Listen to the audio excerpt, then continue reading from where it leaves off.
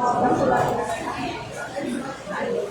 noite a todos, sejam bem-vindos, que a paz do Mestre Jesus esteja conosco. Então, nós vamos dar início ao nosso trabalho de hoje. Como a gente faz? A gente canta, que a música, né? Traz uma vida, relaxa, a gente pode não ficar mais receptivo às mensagens da música, serão tratadas logo a seguir. Então, nós convidamos a todos que quiserem fazer parte do nosso coral, a nossa cantora está aqui, nossa maestrina. Vamos cantar o Evangelho é a Luz. Deixa eu ver qual é o número dele aqui. Número 8 desse binário que tem nas cadeiras. É o Ré maior. É o remédio. O Evangelho é luz, o Evangelho é luz, o Evangelho é luz, o Evangelho é luz. Eu não sei por que a gente não é de fato indulgente com o irmão que nos magoa. Toda aquele que perdoa é feliz e vive bem, e a vida sempre em paz. Todas as vezes que o ódio toma conta da pessoa, ela sofre e faz sofrer.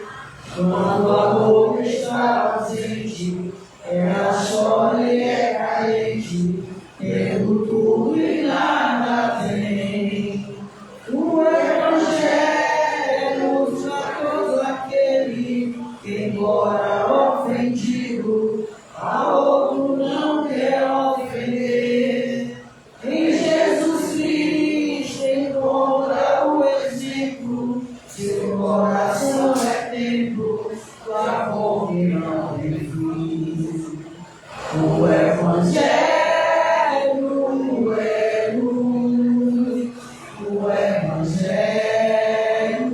é luz, o Evangelho é luz, o Evangelho é luz. Agora nós vamos para o hino na nossa casa, que é o número 5, amigos do bem. Somos amigos do bem, vivemos alegres a cantar. A nossa alegria maior é a dor do irmão ignorar. Temos por guia o Evangelho que do poder de Jesus, inesgotável fonte de amor, fonte infindável de luz. Inesgotável fonte de amor, fonte infindável de luz. Esperança, fé, caridade, indulgência, perdão e amor. São esses os sentimentos que buscamos com muito ardor. Venha conosco somar esta caravana de luz.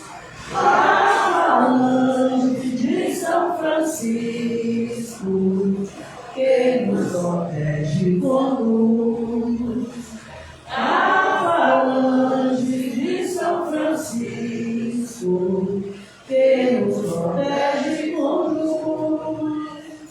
Agradecemos a Deus a graça concedida de podermos servir nesta seara bendita. Temos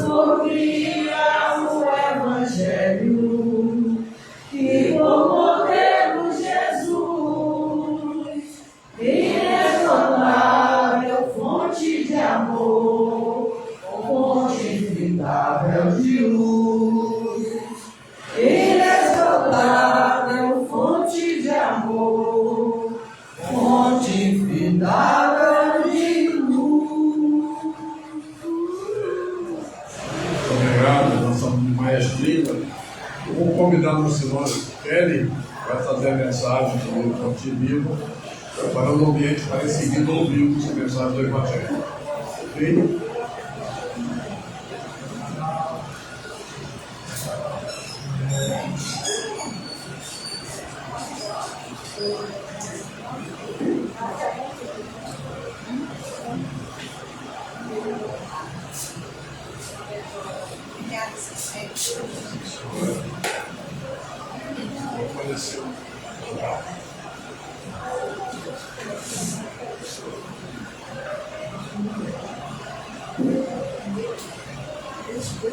Boa noite a todos e a todas. Quer um pouquinho, né? Eu acho que eu vou aqui. Vai ficar mais aqui, né? Então, boa noite a todos e a todas. Eu me chamo Kelly, sou trabalhadora da casa. E hoje nós vamos falar sobre o Fonte Viva, a lição número 20.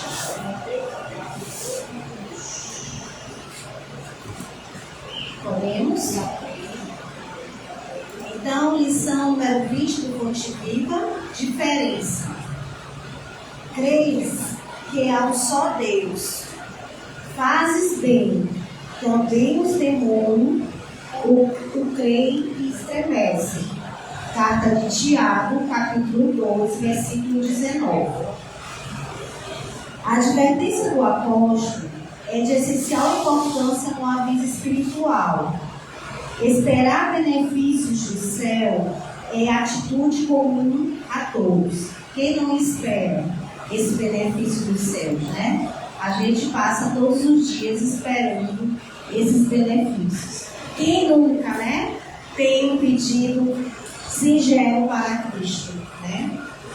Adorar o Senhor pode ser trabalho de justos e injustos. Admitir a existência do governo divino é traço dominante de todas as criaturas. Aceitar o supremo poder é próprio de bons e maus.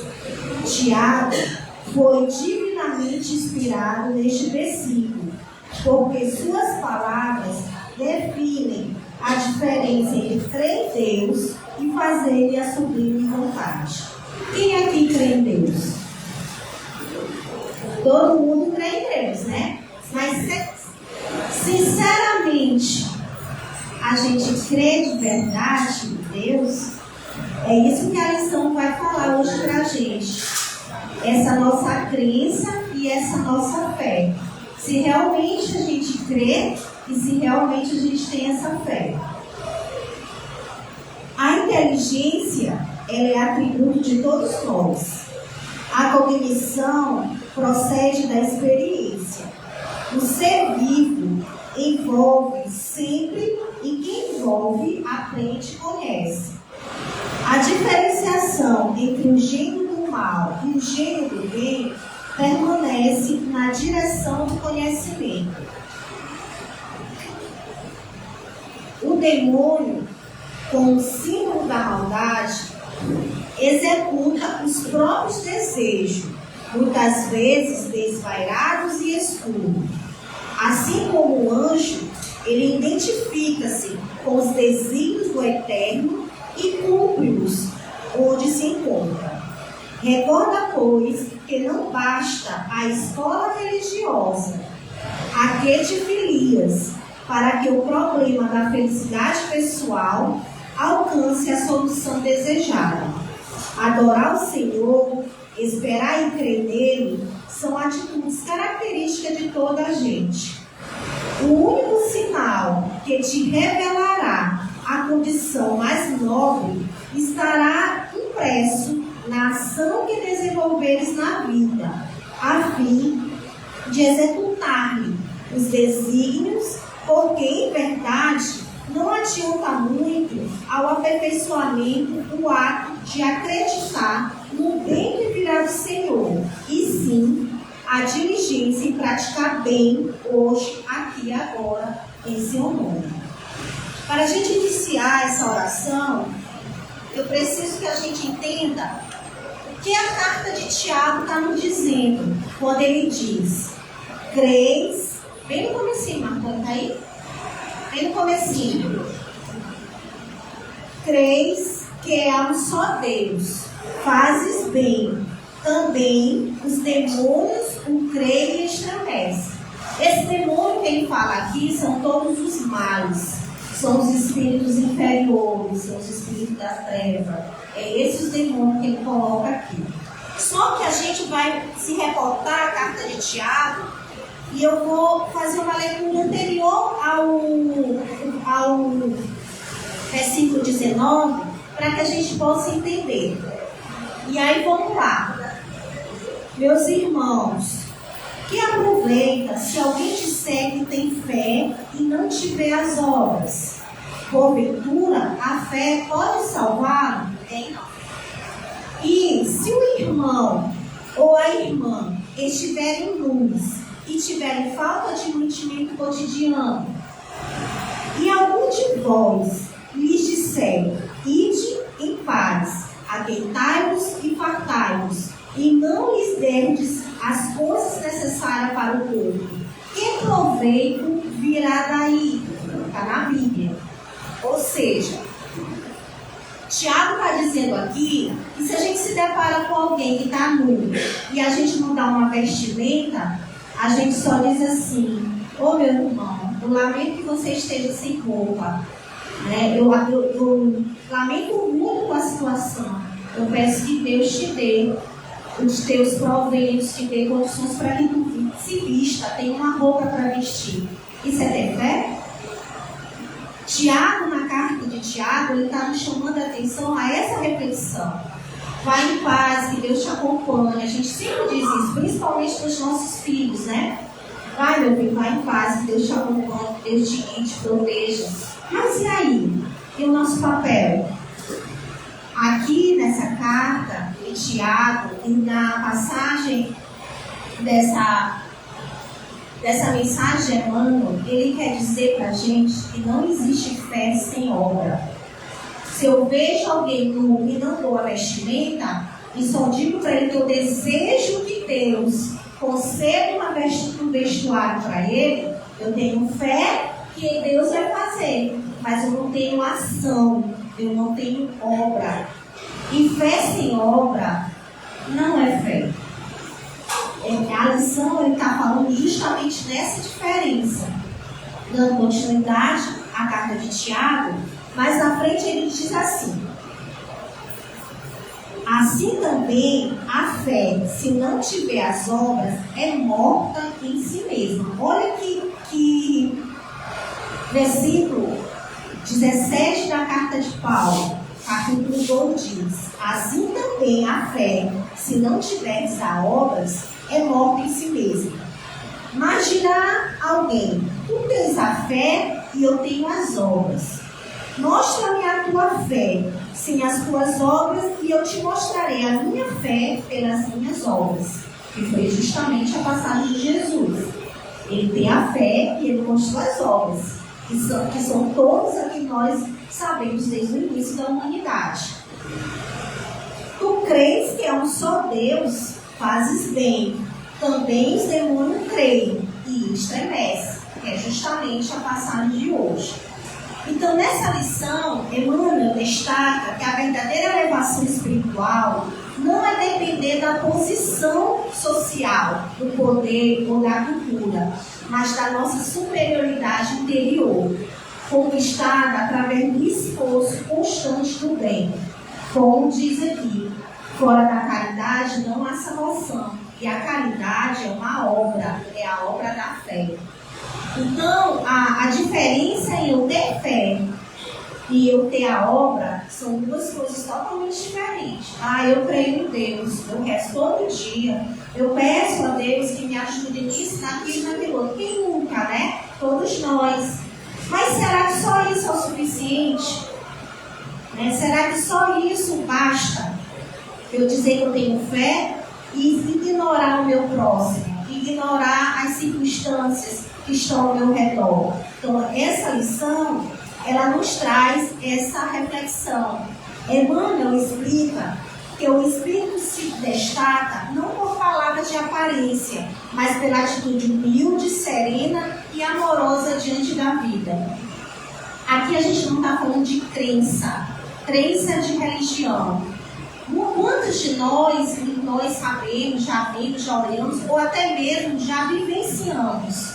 Não é pelo fato de estar no templo religioso e faz ser uma igreja católica, evangélica, umbanda, candomblé, e todas que têm, todas as religiões quer dizer que eu tenho fé. Se eu não pratico a caridade, se eu não pratico o melhor de mim, a humildade, a caridade, o bem servir, de fazer o bem. Se eu não pratico, eu tenho fé ou eu tenho obra? Né? Quando a gente está aqui no Centro Espírita, e a gente tem várias atividades, vários trabalhos, e aí eu destaco o trabalho que está tendo toda quinta-feira, onde está tendo a sopa fraterna, né? Que é distribuindo sopa para as pessoas que necessitam. Se não existisse esse trabalho, ou tantos outros que tem na casa, a gente tem fé ou a gente tem obra? A gente tem fé e tem obra. Então essa é a diferença. Trago esse exemplo prático do que já acontece na casa espírita. A verdadeira superioridade é a do espírito e não a do mundo. Como a gente explica essa questão da fé e da obra no nosso dia a dia?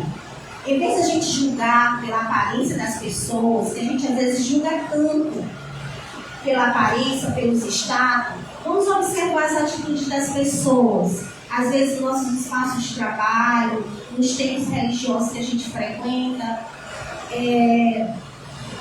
num grupo social, numa festinha, num encontro que a gente sempre tem com alguns colegas, com alguns amigos. Às vezes a gente encontra algumas pessoas que você olha e pela aparência você diz, fulano de tal é besta, é metida, essa daí pisa no chão porque não tem outro jeito. A gente não faz esses comentários.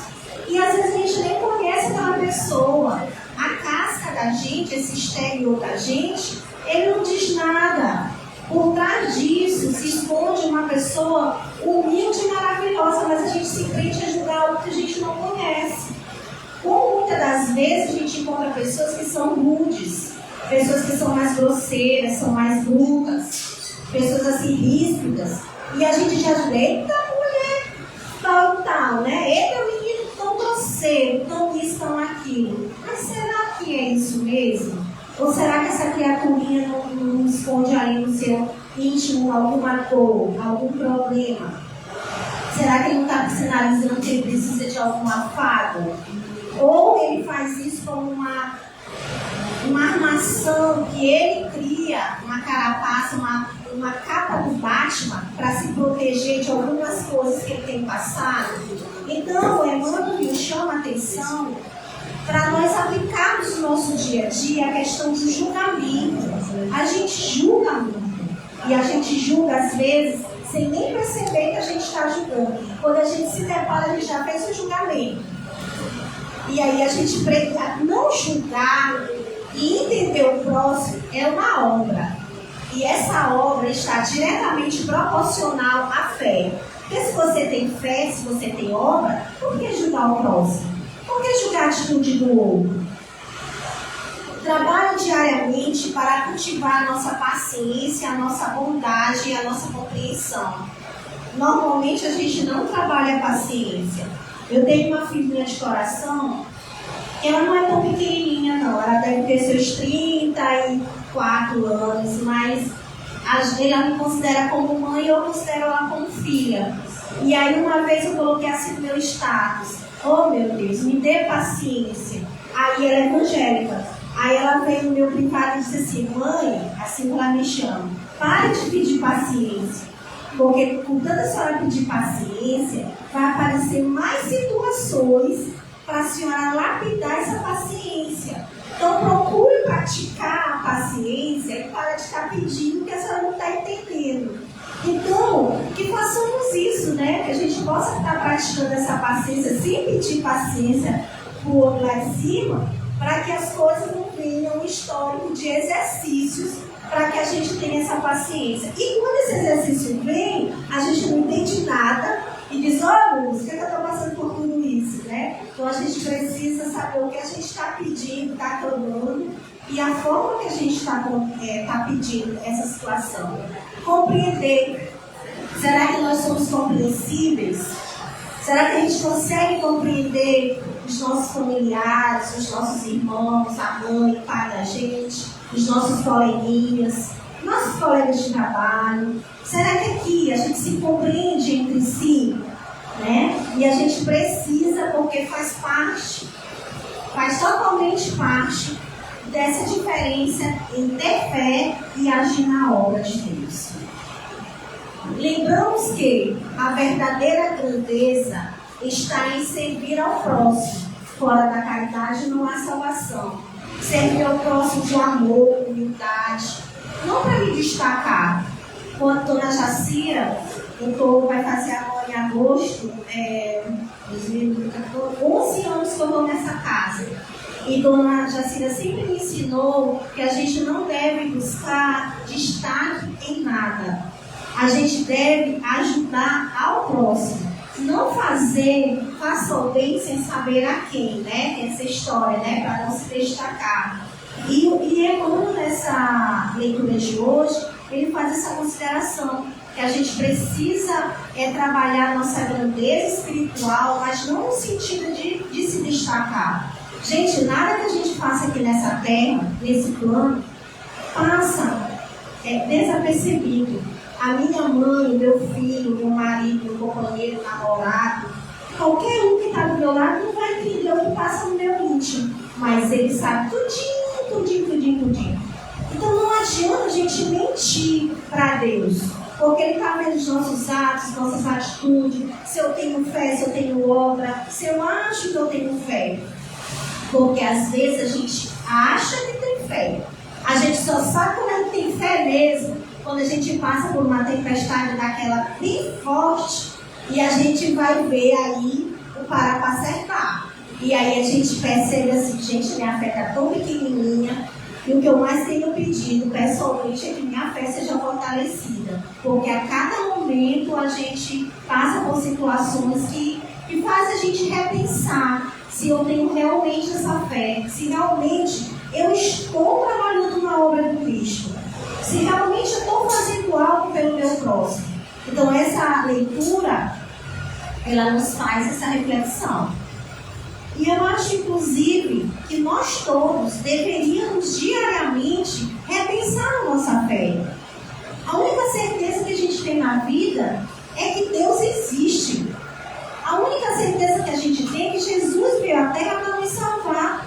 A gente tem uma Bíblia que fala sobre todas as passagens de Cristo, mas ainda assim, a gente passa por uma situação, a gente olha assim para o céu e diz assim, mas por que eu estou passando por isso mesmo?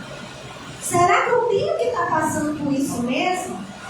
Né? Então, a cada segundo do nosso dia, nós somos nos colocados na provação dessa fé. E então, nós todos os dias precisamos refletir de como está essa fé.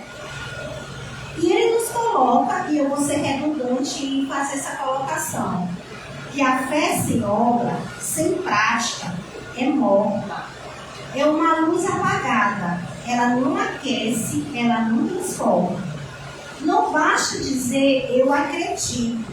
É preciso viver de acordo com o que se acredita. Então, se a gente lembrar dos 10 mandamentos de Cristo, a gente está de acordo com o que acredita. Eu iniciei a palestra dizendo, vocês creem em Deus? Mas realmente a gente crê em Deus?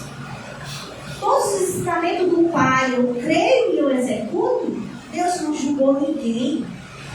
Deus nunca julgou ninguém. Mas a gente julga todos os dias. Então, o que adianta eu crer, ter obra e não executar? É uma diferença, né? Então, é essa diferença que Emmanuel, nessa leitura 20 do Fonte Viva, ele nos faz pensar e repensar. Então eu faço um convite a todos nós, que a gente possa sempre estar pensando nessa leitura de hoje. Como está a minha fé? Como está, ou como estão, ou estarão as minhas obras a partir de hoje? Tem pessoas que começam o dia está na igreja, terminam o dia está na igreja. Mas será que está praticando todos os mandamentos de Cristo? Será que está sendo uma serva de Cristo? Será que tem obras para o Cristo? A gente não sabe. Muitas das vezes a gente diz assim, eu creio em Deus. Frequenta alguma religião? Não. A minha conversa sou eu e meu Cristo, meu Deus. Lá no meu quarto, na minha casa. E aí? Eu não faço nada no meu próximo? Fé sem obra? Como é que pode? Essa leitura ela nos traz essa reflexão. Então que nós possamos voltar para casa hoje, ao final do trabalho, e a gente, antes de dormir, a gente possa refletir em que eu posso fazer para seguir o caminho de Cristo e praticar a obra dele. Fazer o bem, sem saber a quem. Praticar a bondade, a caridade, a honestidade. Ser honesto consigo e honesto com o próximo. Então eu convido vocês a acompanhar aqui no telão, que nós vamos fazer uma prece. E eu gostaria que todo mundo que estivesse vendo pudesse repetir comigo, para que a gente mentalizasse nos nossos corações. Vamos começar? Senhor, ensina-me a verdadeira grandeza. Ih, eu vou tomar um jantar hoje? Então vou começar rapidão. Posso? Dá? Então vamos lá. Senhor, ensina-me a verdadeira grandeza. Senhor, ajuda-me a compreender que a verdadeira grandeza não está nas palavras que digo, nem nos títulos que possuo, mas no amor que espalho e na paz que semeio. Ensina-me a ser humilde, mesmo quando o mundo me aplaude, a ser sereno, mesmo quando os ventos da vida sopram fortes, a ser luz, mesmo quando tudo ao meu redor parece escuridão. Que eu aprenda a servir com alegria, a perdoar com sinceridade e a caminhar com fé, mesmo em silêncio. Faz de mim um instrumento do teu bem, para que nunca a diferença seja sentida pelo coração dos outros, como conforto, esperança e luz. Assim seja. Agora vamos acalmar nossos corações para finalizar com mais uma oração, tá bom? Senhor meu Deus, antes de tudo eu quero te agradecer por nos permitir estarmos aqui, por me permitir ser instrumento da tua bondade e poder falar a todos aqueles que estão agora me ouvindo e plantar no coração de cada um de nós a bondade, a caridade, a fé, a coragem e a confiança. Senhor, não nos deixe faltar a nossa fé. Frutificai a fé dentro dos nossos corações. Fazei, Senhor, que nada nessa vida me afaste de Ti. A cada momento e segundo desse teu viver, do nosso viver, sejamos servos de Ti, Senhor. Nos ensina a não fraquejar diante dos obstáculos, de não fraquejar diante da Tua obra, Senhor. Porque a Tua obra é a minha obra, é a nossa obra e fortalece o caminho por onde passamos. Fica conosco, Senhor, hoje, agora e sempre. Assim seja. Obrigada. Agora eu convido a Yarla para dar continuidade no trabalho de hoje. Eu agradeço pela atenção de todos.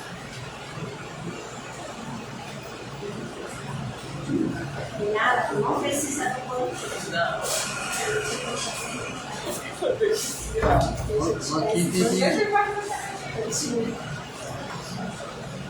Aqui tem que ser para baixo.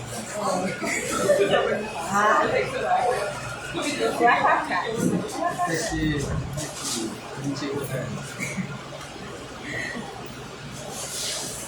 Esse aqui, só.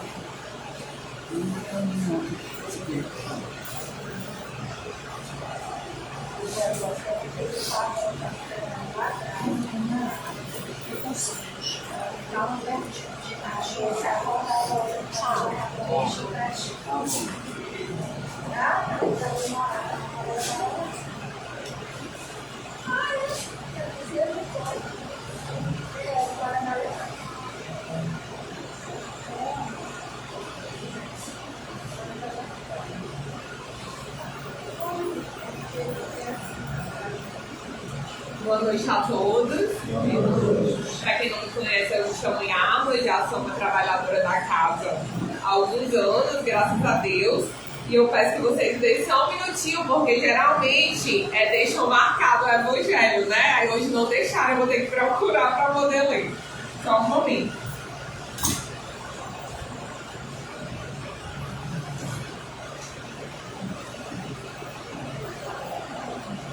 A leitura passei, não tem para ficar?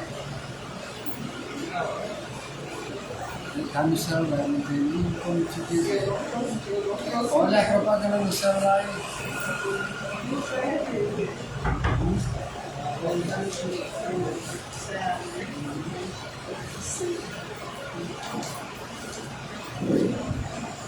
Pronto, gente.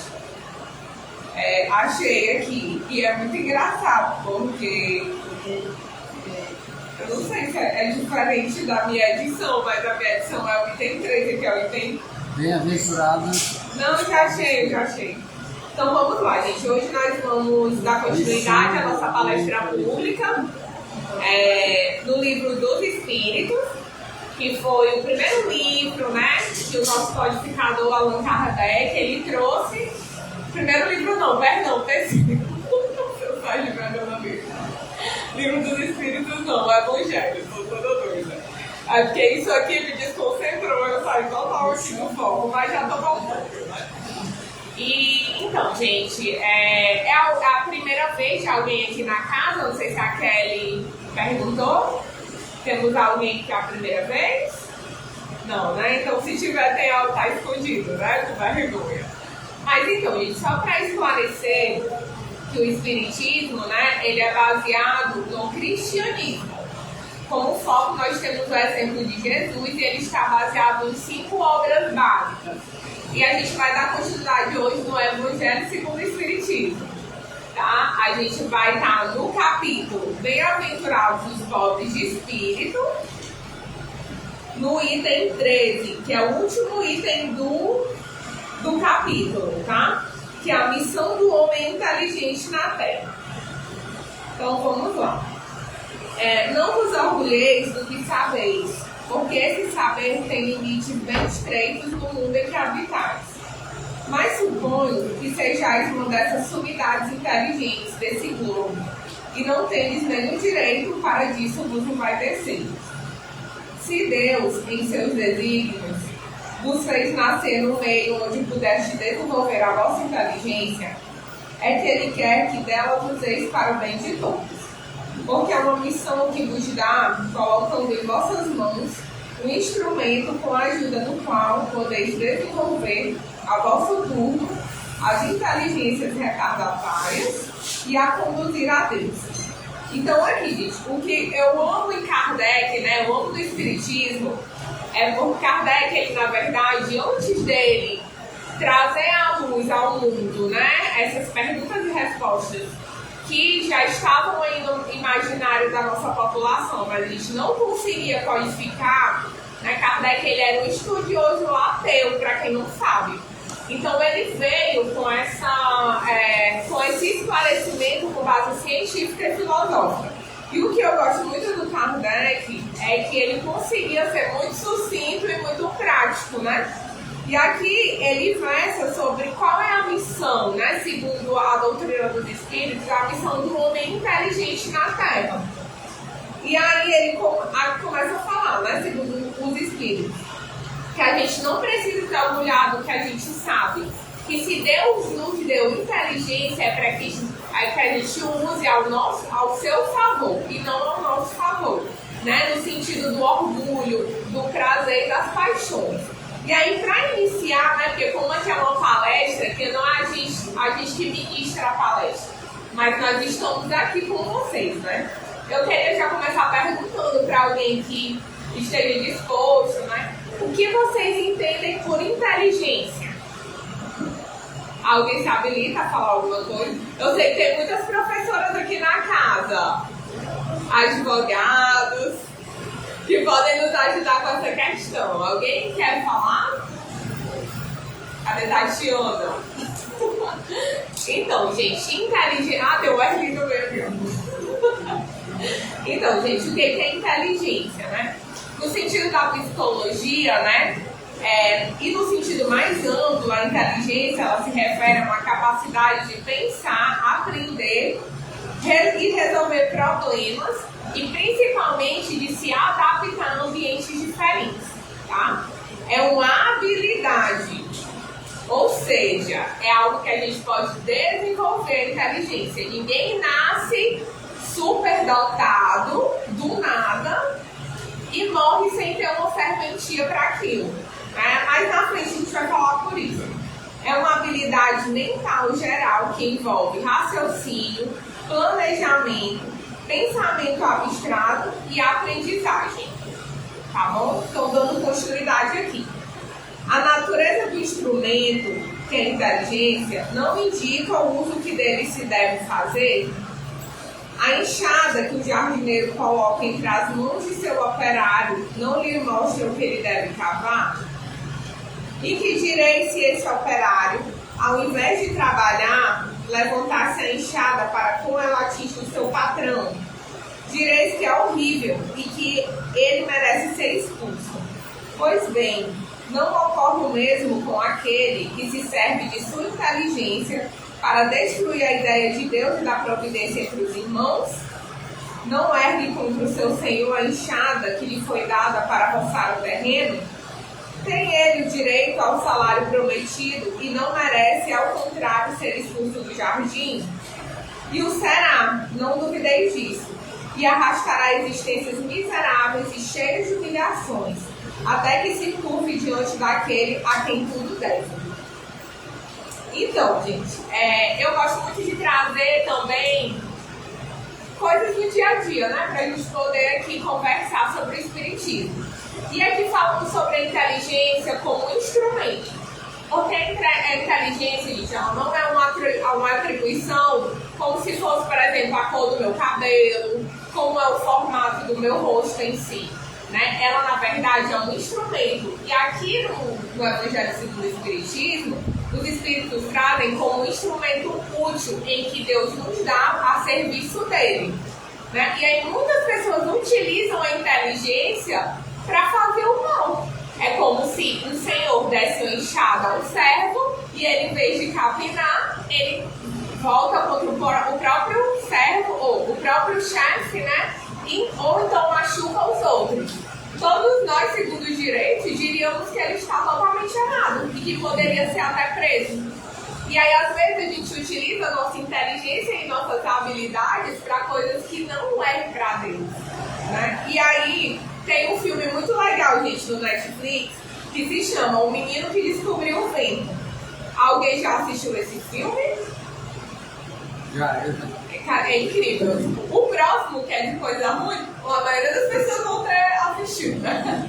Mas esse, gente, O Menino que Descobriu o Vento, ele é um filme baseado em fatos reais, em cima de uma história de um menino chamado William, é um nome difícil, né? Ele é um jovem Malawi, né? Ali pela África, que não tem estudo nenhum, não tem como estudar, eles são pobres. E a comunidade dele, durante uma profunda seca, né, não consegue ter água e nem energia. E ele, gente, lendo um livro, consegue fazer, né, como se fosse um moinho, né? Quase um parque eólico na comunidade dele. E aí, muitos de nós poderíamos dizer que ele nasceu superdotado. Sim, talvez ele nasceu, mas aquilo ali já traz provas de que a inteligência não é algo que a gente só de habilidade, não é só de treino de habilidade, mas que ele provavelmente veio com essa habilidade latente nessa vida para que ele ajudasse a comunidade. Ok? Então, assim, aí a gente começa a ter noções de que os nossos atributos são feitos para serem servidos, e não só ao nosso favor. Né? E aí, em contrapartida, eu me lembrei muito de um filme, né, que fez muito sucesso, que é o Oppenheimer. Esse alguém assistiu? Foi até indicado ao Oscar, assistiu, né? O Oppenheimer, gente, pra quem não assistiu, né, Du? Pra quem não sabe, ele foi um dos pais da bomba atômica. Né, gente? E todos nós sabemos o que a bomba atômica fez em Hiroshima e Nagasaki. Né? Oppenheimer, ele era um físico nuclear, né? E ele foi ele foi fazer o PhD dele na Alemanha, e lá ele teve contatos com físicos alemães que já estavam estudando, né, isso tudo de nuclear. E aí no filme conta muito bem como ele que estudou isso tudo durante a Segunda Guerra, só que a Segunda Guerra acabou e aí ele usou isso a serviço dos Estados Unidos para poder fazer aquilo tudo que aconteceu, né? Que milhares de pessoas morreram, e tem uma parte muito legal no filme que retrata quando ele conversa com Albert Einstein, e eles até especulam que devido à proporção da bomba podia destruir o mundo. E mesmo assim ele deu continuidade. Depois de tantas mortes, ele se sentiu culpado. Mas ele usou a inteligência aí, né, como fala aqui no fim dessa pequena parte, né, que ele usou a inteligência dele a serviço da opressão. Segundo a cabeça deles, eles achavam que iam estar poupando a vida de milhares de americanos, mas em nenhum momento ele pensou, né, na vida da outra população. Então, para que eu uso minha inteligência dessa forma? Né? Onde eu quero oprimir, onde eu quero diminuir e onde eu quero destruir as outras pessoas. E geralmente pessoas que se dizem inteligentes, né, que se acham superior aos outros, são pessoas que de fato não trabalharam humildade. Porque vocês concordam comigo que existe alguém no mundo que sabe de tudo? Né? Segundo o Espiritismo, existe uma pessoa que se chamou Jesus. E em nenhum momento ele utilizou, né, a sua divindade para oprimir ninguém.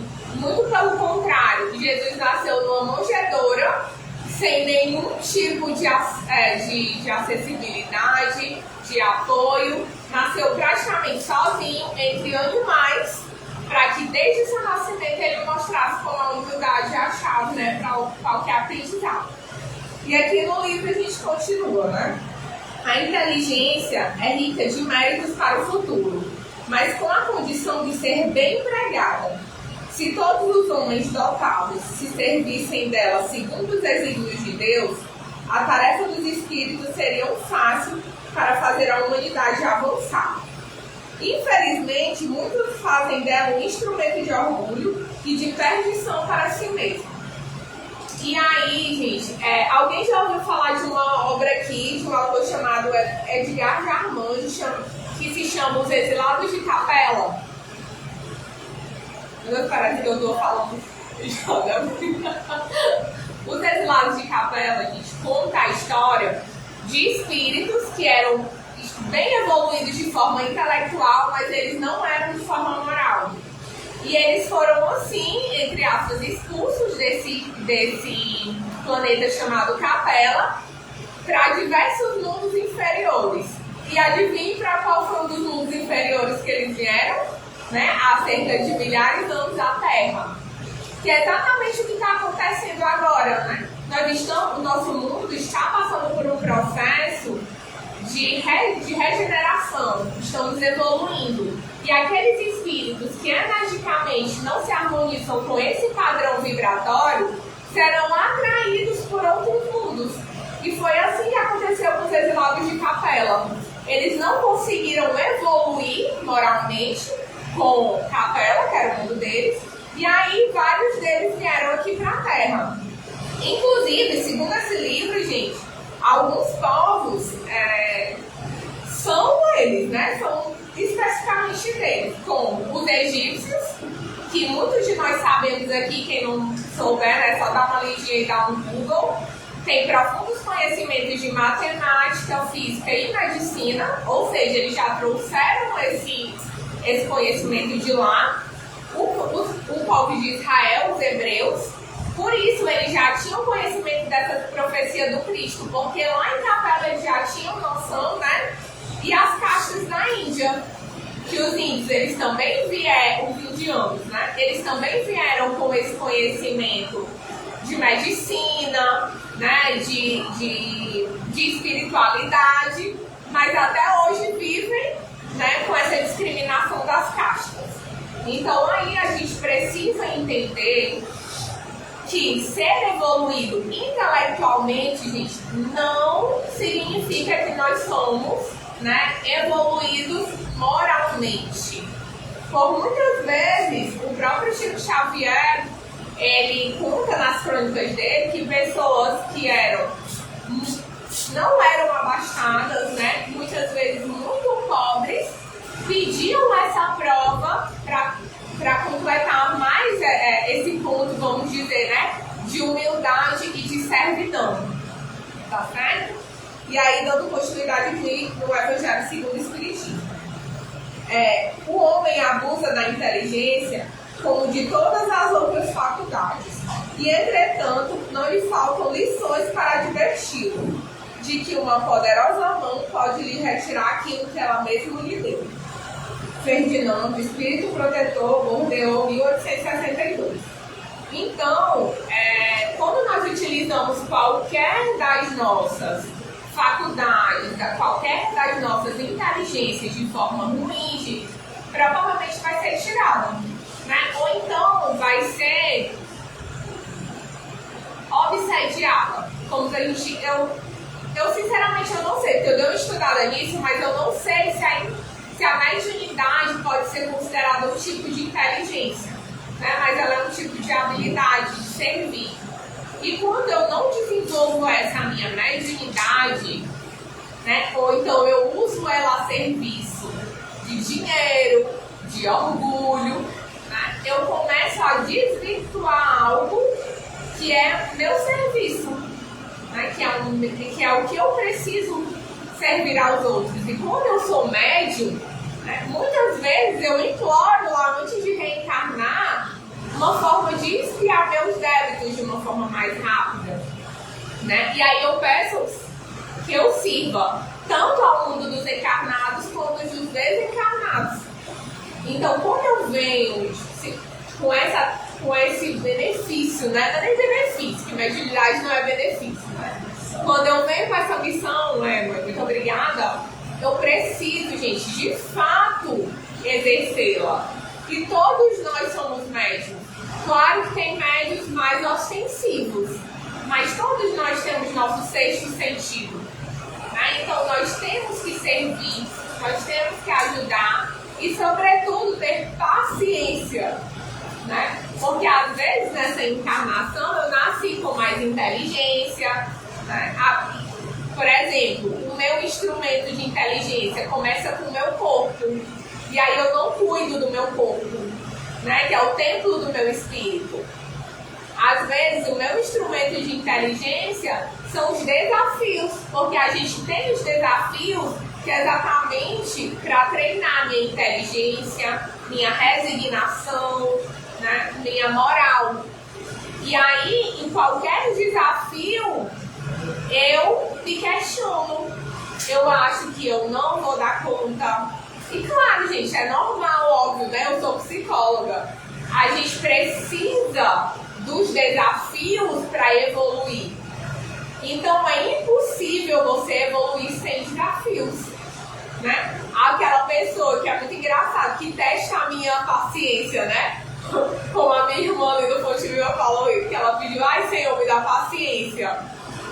E que alguém comentou, não pede paciência. Isso não precisa pedir não, gente. Se ela veio para treinar a paciência, vai vir muito treino de habilidade de paciência para ela, né? Então, se eu preciso resgatar algo com alguns familiares, com a pessoa do meu trabalho, é óbvio que talvez aquela pessoa vai me desafiar mais, né?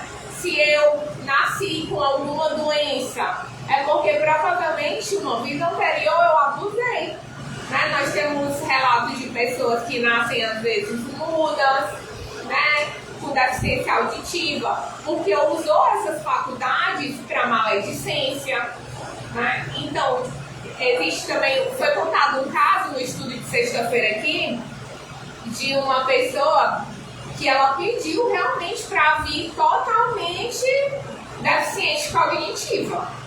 Ela era uma pessoa mesmo assim, extremamente infantilizada. Por quê? Porque em vidas anteriores ela usou a inteligência só para o que não presta. Então ela pediu para que ela passasse por esse momento para ela trabalhar muito a humildade dela. Porque ela se achava em outra vida, né, quase uma deusa. E aí eu me lembrei, gente, de Marco Aurélio, que foi um imperador romano, né? E segundo a história aqui, ele foi, acho que um dos poucos imperadores romanos que realmente foi humano, né? Porque os imperadores, eles eram tratados e eles eram nomeados como deuses também, né? E o Marco Aurélio, ele foi adepto do estoicismo, né? Ele era um filósofo, entre aspas, estoico. E o estoicismo, uma vez eu conversei até com o seu Sérgio, que eu achava muito parecido com o cristianismo, né? Depois que a gente estuda as duas coisas, que a gente vê como são muito parecidos. E o Marco Aurélio, num livro chamado Meditações, que é muito bom, gente, onde ele fala várias vezes que todos os obstáculos da nossa vida são os nossos caminhos, né? É aonde a gente tem que andar para evoluir. Que na mesma coisa de uma terapia psicológica, como o próprio Freud falava, né? Que no momento ali que ele estava em análise com o paciente, onde mais aquele paciente tinha resistência, era ali que deveria ser feito o trabalho. E é por isso que antes dele usar as hipnoses, quem acha que Freud morreu fazendo hipnose, no início ele já viu que aquilo ali não ia funcionar. Porque no momento que ele fazia hipnose, ele tirava essa resistência. E a doença que estava em uma coisa só ia para outra coisa. Né? Então, o obstáculo, todos os obstáculos que a gente passa, é o caminho. E é exatamente para a gente treinar a nossa inteligência, que é uma habilidade que Deus nos deu, que está extremamente relacionada à paciência. Porque ninguém nasce aprendendo nada, ou sabendo de tudo. A gente aprende com o tempo. Até essas pessoas que vieram para ajudar a humanidade evoluir muito, muito rápido, né? Como o próprio Jesus passou pela criancice, né? Para que ele se lembrasse, não, né? Para que ele reconhecesse como era viver na carne, aqui na Terra. Né? Então, voltando à história de Marco Aurélio, né? Ele andava, gente, nesse livro de meditações, ele fala muito isso, que ele andava com uma pessoa do lado dele falando: você é apenas um homem, você é apenas um homem, para que ele nunca achasse que ele era superior a ninguém, né? E assim ele conseguia comandar os exércitos dele com mais eficiência. E eu também me lembrei, só para finalizar aqui, de Coríntios, né? De Paulo, que foi um dos apóstolos de Cristo, que foi um dos apóstolos que de fato teve a maior reforma íntima, né? Que antes de ser Paulo era Saulo, um judeu que matava cristãos, né? E aí, uma aparição de Jesus, apenas uma aparição, ele, né, foi capaz de, enfim, acreditar em Jesus e ver que Jesus é o nosso único Salvador. E é muito interessante, gente, como quando a gente lê a Bíblia, né, porque às vezes eu vejo muitos espíritas que não querem ler, que não leem a Bíblia, né? Às vezes por falta de tempo, nem é falta de tempo, né? Falta de prioridade, porque lê um versículozinho todo dia. E é muito interessante como a gente consegue entender ainda mais o Espiritismo quando a gente lê a Bíblia. Né? E aí, Paulo, ele era um cara extremamente estudado, gente. Ele era um doutor da lei, ele sabia falar várias línguas. E foi extremamente útil para o cristianismo, Porque ele ia, como ele falava várias línguas, ele ia tipo, para vários lugares e falava grego, falava várias línguas. E ele foi um dos maiores propagadores do evangelho para os que eles chamam, né? Os que não são judeus, os pagãos. Ele foi um dos maiores pregadores. E aí ele diz lá em 1 Coríntios, na carta aos Coríntios, no capítulo 9, versículo 22. Fiz-me fraco para com os fracos, a fim de ganhar os fracos. Fiz-me tudo para com todos, a fim de, por todos os modos, salvar alguns. Então aqui ele não está falando, gente, que ele aceitava tudo. Ele só estava falando que ele não impunha a autoridade dele, a inteligência dele. Quando ele chegava num local, ele se adequava àquela cultura em partes, né, ao modo que as pessoas falavam. Ele tinha essa flexibilidade para poder pregar ali o cristianismo. E nós vemos isso, inclusive, aqui no Espiritismo. Quando o doutor Bezerra de Menezes, que é um espírito muito culto, muito evoluído, ele faz suas aparições, né, em terreiros como um preto velho. Porque numa religião de matriz africana, é incomum um médico chegar lá para fazer cura. Mas um preto velho é. E ele fala como um preto velho. Ali, naquele momento, ele é um preto velho. Porque ele não está ali para mostrar que ele é um médico, que ele é um espírito evoluído. Ali ele está como um instrumento de Deus. E é assim que nós devemos ser, né? E aí, para finalizar a nossa palestra, tem o livro da Bíblia, que para mim, ele orna muito bem com esse capítulo aqui, que eu gosto demais, né?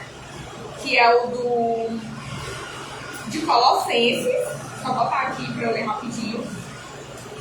Que ele destaca Jesus como um Deus, né? Porque, claro, que Jesus, ele não é Deus. Nós sabemos disso. Ele é um espírito evoluidíssimo, né? Um cordeiro de Deus mesmo. Mas ele é o espírito mais evoluído que já pisou nessa terra. Então, pra gente, ele é um Deus, né? E ele abriu mão do seu poder e da sua honra para se tornar um homem, né? Um exemplo de amor. Ele sofreu como a gente, ele passou por tudo que a gente passa e até coisas bem piores, né? Para mostrar que em todas as dificuldades ele estaria com a gente. E para finalizar, de fato, eu trouxe aqui, né? São alguns versículos que eu acho extremamente tocantes, que eu quero que vocês levem agora para nos momentos difíceis, né? Vocês lembrarem que vocês não somos capazes e que a nossa inteligência ela é um instrumento de mudança e não de opressão, né? Como muito bem nos inspirou e exemplificou Jesus. Então aqui está em Colossenses, capítulo 2, versículo 6 a 11. Pois ele, Jesus, subsistindo em forma de Deus, não julgou como usurpação o ser igual a Deus. Antes, a si mesmo se esvaziou, assumindo a forma de servo, tornando-se em semelhança de homens e reconhecido em figura humana. A si mesmo se humilhou, tornando-se obediente até a morte e a morte de cruz. Pelo que também Deus o exaltou sobremaneira e lhe deu o nome que está acima de todo nome, para que ao nome de Jesus se dobre todo o joelho, nos céus, na terra e debaixo da terra, e toda a língua confesse que Jesus Cristo é o Senhor, para a glória de Deus Pai. Então, para que a gente se lembre, né, que Jesus se esvaziou como Deus para nos servir, né? E aí, no momento da Santa Ceia, né, que ele vai lavar os pés dos apóstolos, ele fala que para ter parte com ele precisava lavar. Então, para que nós sejamos humildes e servos, né? E usemos nossa inteligência, e eu não falo só inteligência cognitiva, né? Mas principalmente a inteligência moral ao serviço da nossa comunidade. Alguém quer contribuir com mais alguma coisa? Fazer uma pergunta? Ok. Então vamos só fazer nossa prece, encerramento. para dar continuidade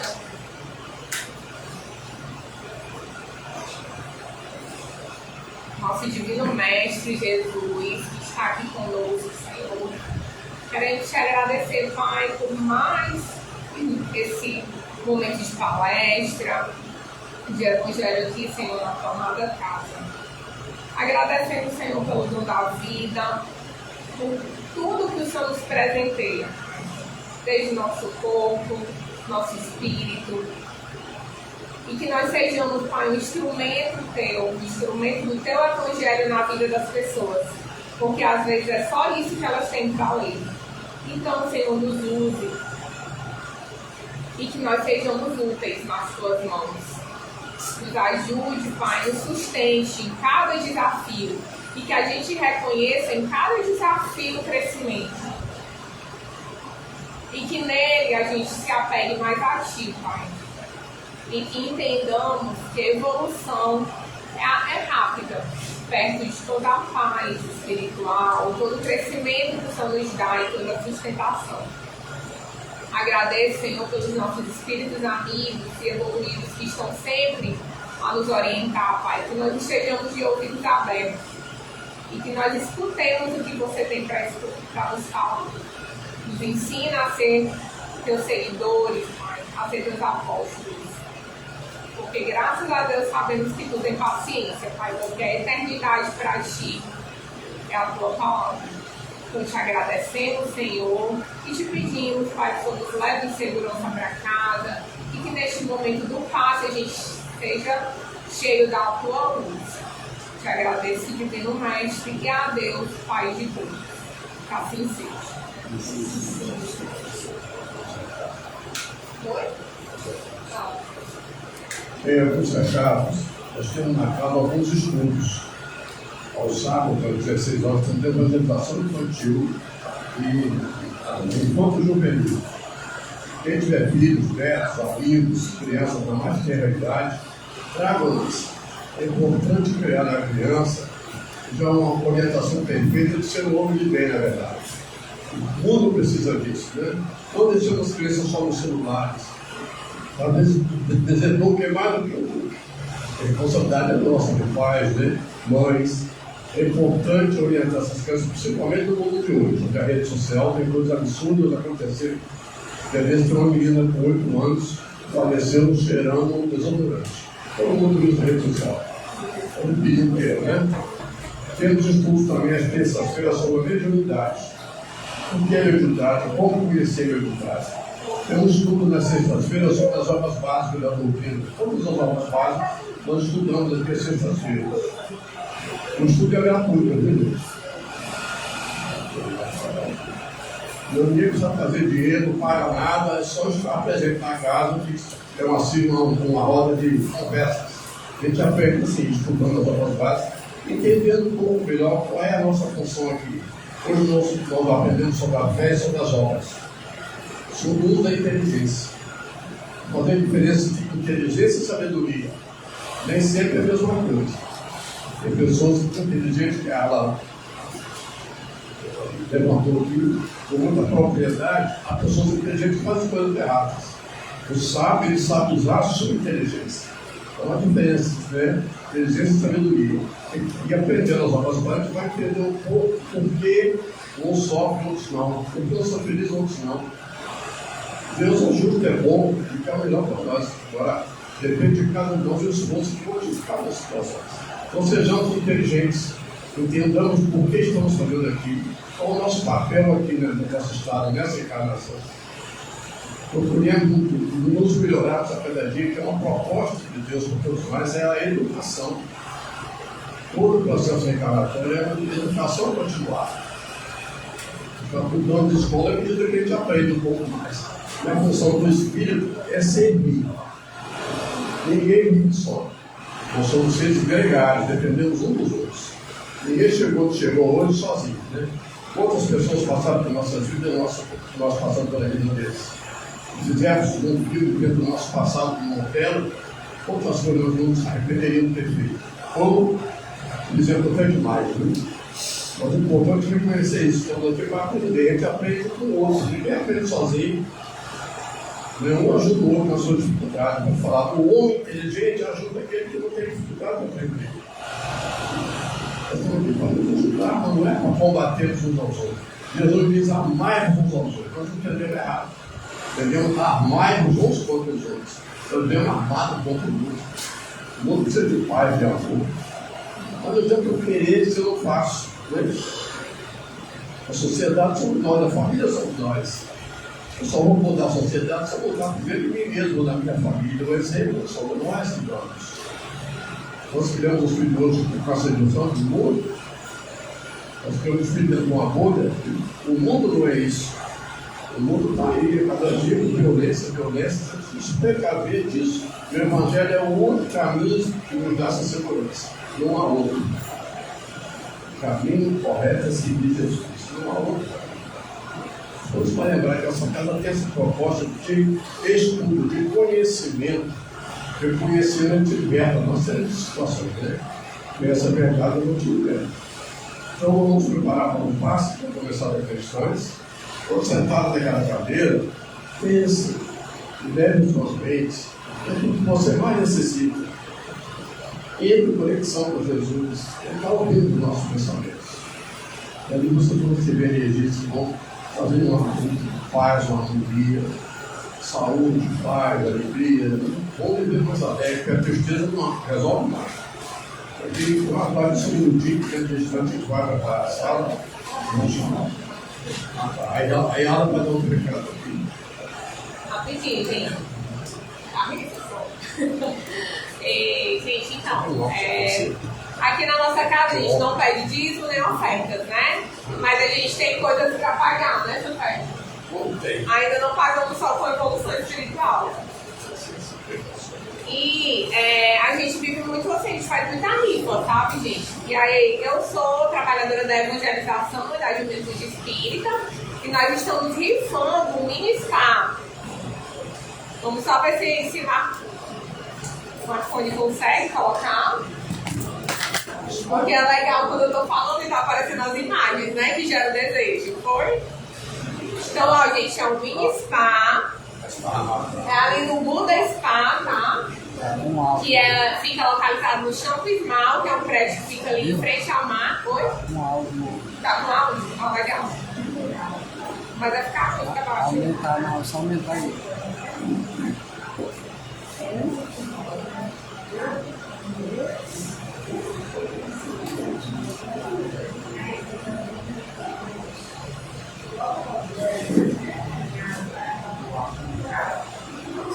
Bom, gente, o áudio está baixo, eu vou falando aqui pra vocês, tá? Então, é um mini spa day que tem uma duração de 1h30, acompanha banho de imersão de 30 minutos, mais uma massagem relaxante de 60 minutos, tá? O banho, ele acompanha pétalas, espumante, castanhas e sais de banho. O ponto, gente, da rifa tá apenas R$10, tá? Vocês vão estar ajudando na manutenção da casa, podem concorrer a esse momento super relaxante. Tá bom? Então, quem tiver interesse, os trabalhadores aqui estão vendendo a rifa, é só pedir. E nós também estamos vendendo pelo Instagram. Quem quiser mandar lá uma mensagenzinha, tá? A gente está por lá. Muito obrigada a todos e vamos manter nossa mentalização